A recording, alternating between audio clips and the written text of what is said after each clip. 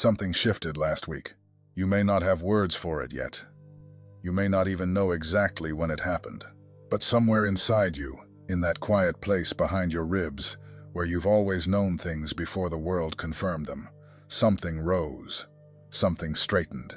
Something said, "I am not the same person I was 3 months ago, and I will never be that person again." That's not your imagination. That's not a mood. That's a return. The 144,000 came back. And they came back stronger than anyone, including the heavens themselves, expected.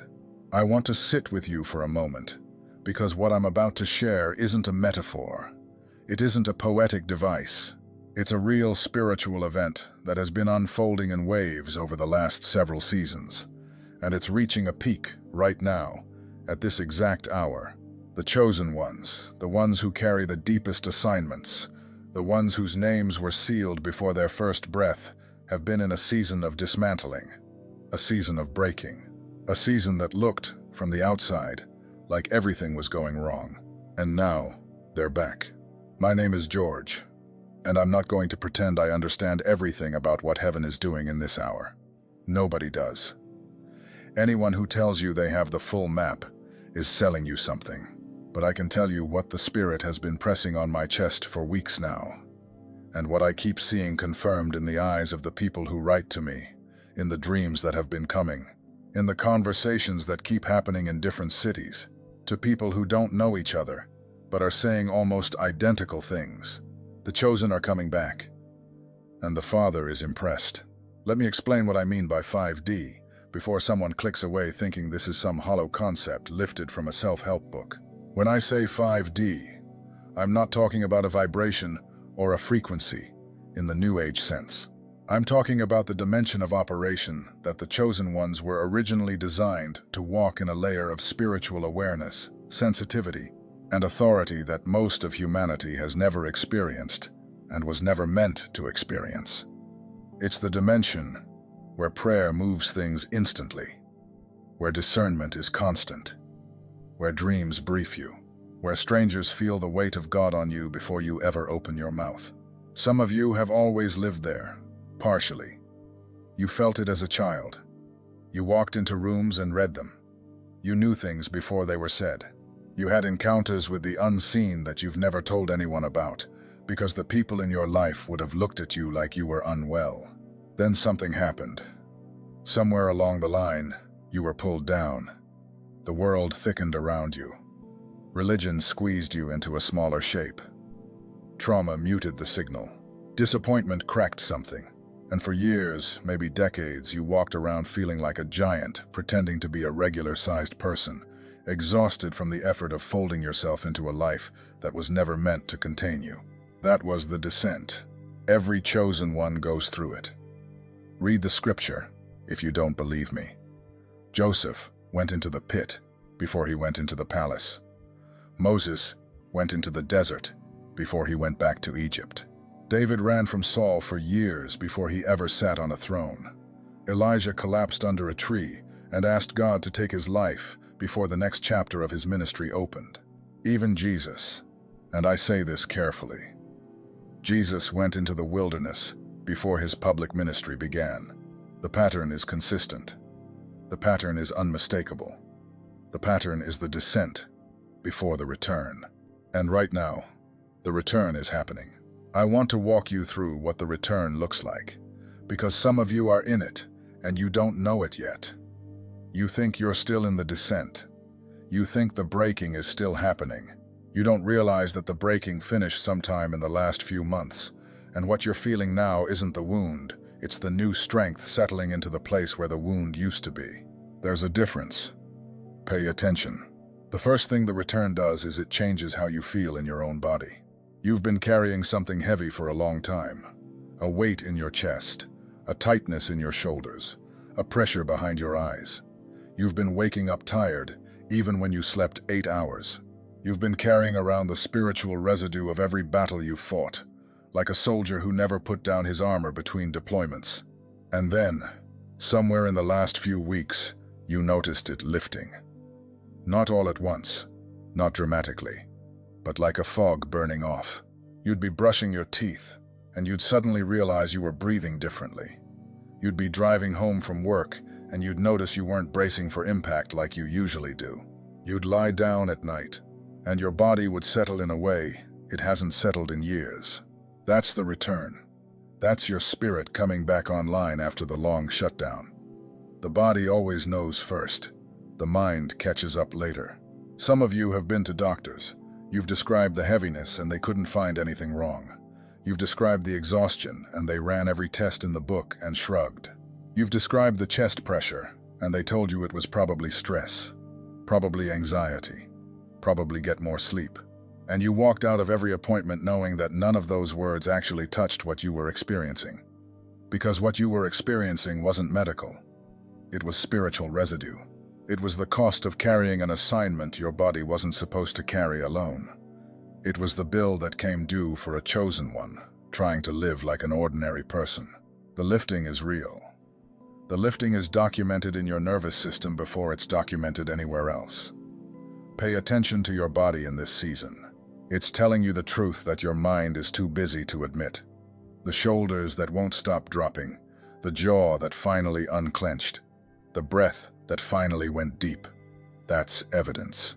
That's testimony. That's your flesh confirming what your spirit already knew. The second thing the return does is it sharpens your discernment to a level you've never operated at before. Before the descent, you had good discernment. You could read rooms. You could sense things. But there were still blind spots. There were still people who fooled you. There were still situations where you walked into them thinking one thing and only later realized you had missed something obvious. That's over. After the return, the discernment isn't just sharper, it's faster. It's almost simultaneous now. You hear someone speak 2 sentences and you know exactly what's underneath the words. You meet someone for the first time, and your spirit has already filed a complete report before your mind catches up. You walk into environments, and within seconds you know whether to stay, whether to engage, whether to leave. This isn't paranoia. This isn't you becoming suspicious of everyone. It's something different. It's a kind of clarity that doesn't tighten you up. It actually relaxes you, because you stop second-guessing your spirit. You stop trying to override what you sense with what you think you should sense. You stop being polite to your own perception. And the moment you stop arguing with your discernment turns into something you can actually rely on, the way you rely on your eyes to tell you what's in the room. The third thing the return does is it shifts your relationship with fear. Fear used to live in you like a roommate. You learned to function around it. You learned to make decisions despite it, sometimes on your better days. But it was always there. It would whisper to you in the middle of the night. It would tighten its grip when you were on the verge of something significant. It would convince you, time and time again, that the worst-case scenario was the most likely scenario. Now, you notice something strange. Fear knocks on the door, and you don't open it the way you used to.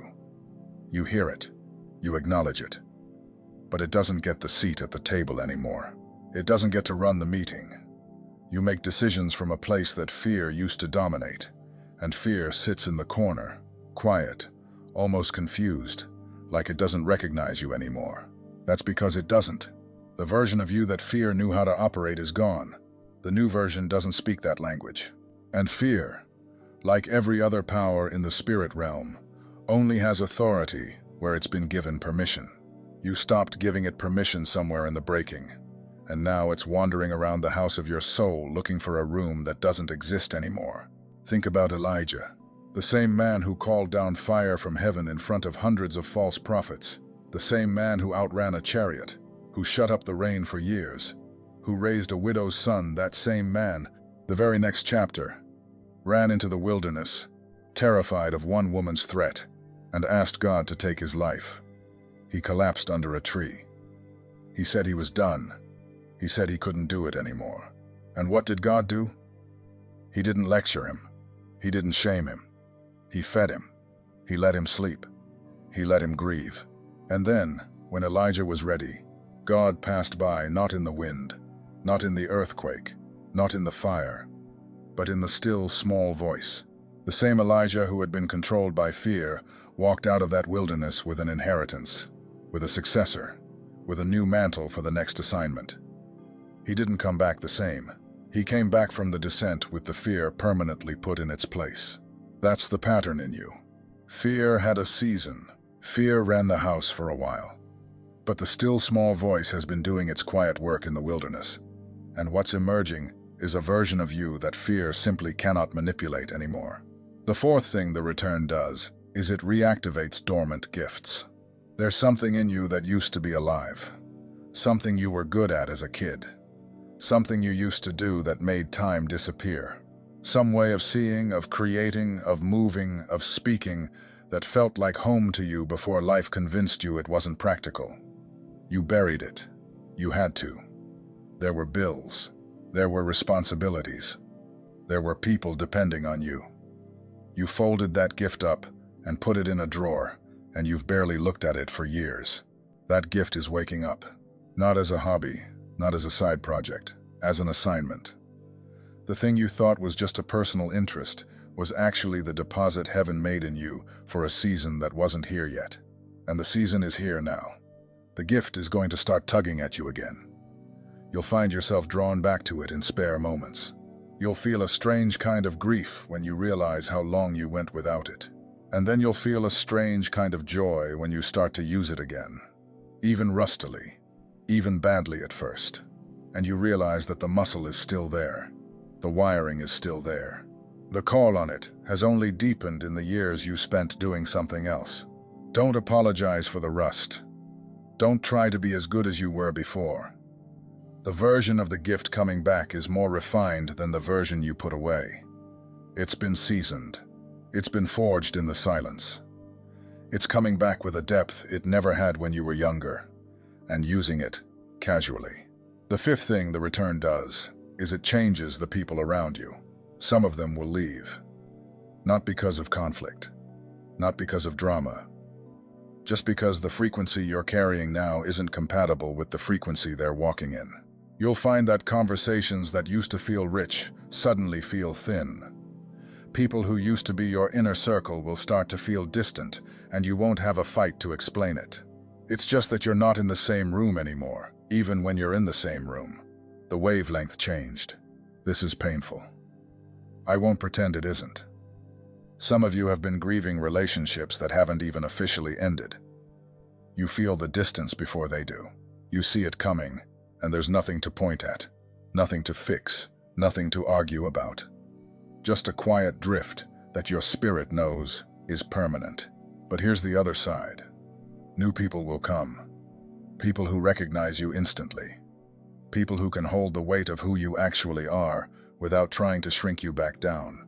People who light up when they meet you, because their spirit knows yours from somewhere older than this lifetime. The losses will be real, but the replacements will be soul deep, and you will not have to perform for any of them.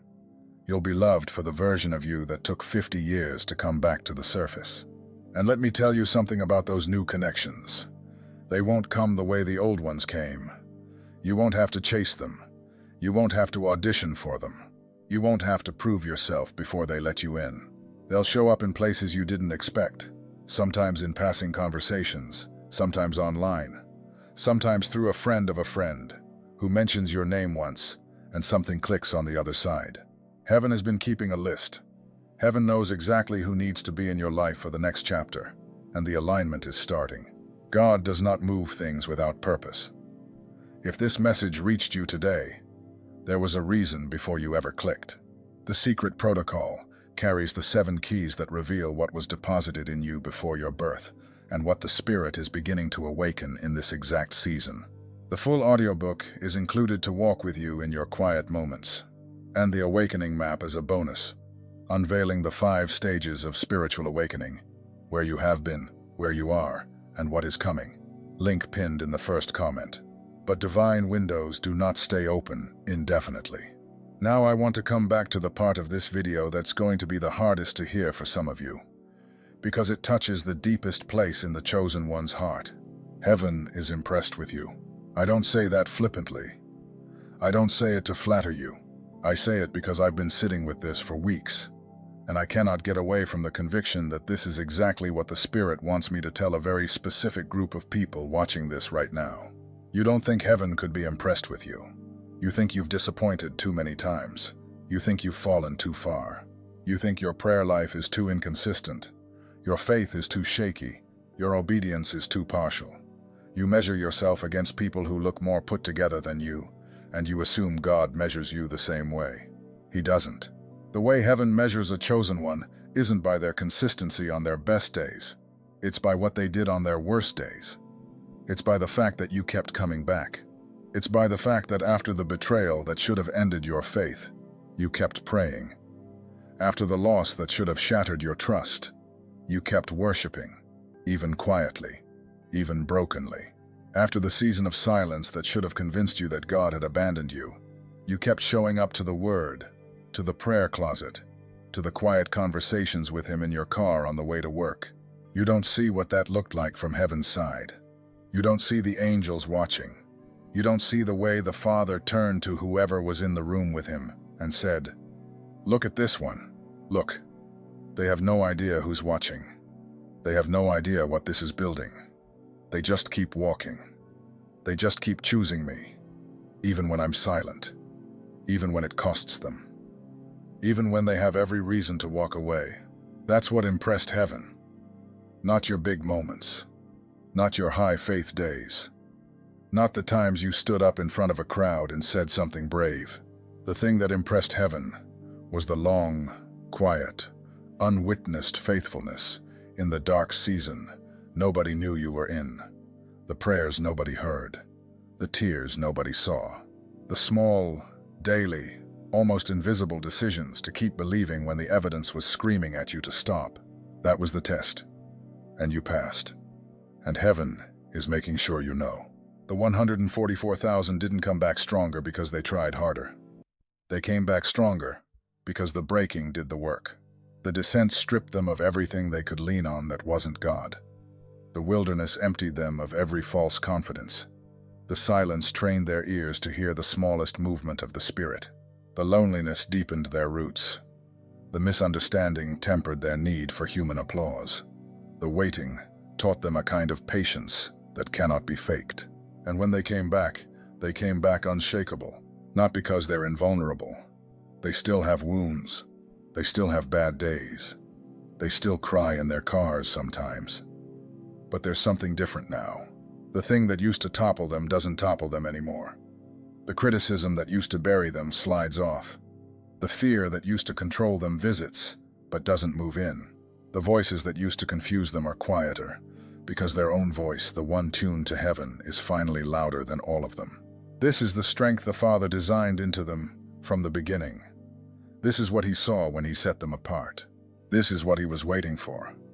All those years they were stumbling through the descent thinking they were failing. He wasn't disappointed. He was building. I want to give you one more thing before I let you go. If you're feeling the return, if you're starting to feel that lifting in your chest, that quieting of fear, that reactivation of the gift, that shift in the people around you, I want you to do something. Stop apologizing for it. There will be people in your life who don't recognize the new you. They'll be confused. They'll be uncomfortable. Some of them will try to pull you back down. They'll say you're acting different. They'll say you used to be more available. They'll say they miss the old you. Don't argue with them. Don't try to convince them. Don't explain what you can barely explain to yourself. Just keep walking. The ones who are meant to come with you will catch up. The ones who weren't going to walk the next chapter with you regardless. You returned for a reason.